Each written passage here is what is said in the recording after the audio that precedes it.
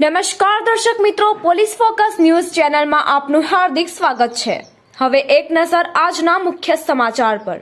અમદાવાદમાં હવે ઘરમાં પાલતુ શ્વાન રાખવો હોય તો તેનું પણ રજીસ્ટ્રેશન કરાવવું પડશે।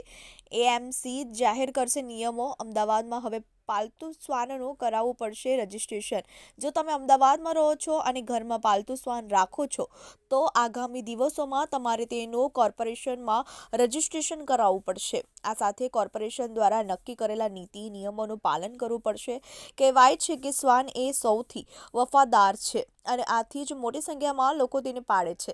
ઘરમાં શ્વાનને સારી સગવડો પણ આપવામાં આવે છે। જો તમે પણ ઘરમાં પાલતુ શ્વાન રાખનારા લોકોમાંથી છો અને સ્માર્ટ સિટી અમદાવાદમાં ઘર ધરાવો છો તો તમારી માટે હવે ઘરમાં તમારા શ્વાનનું રજીસ્ટ્રેશન ફરજિયાત કરાવવું પડશે।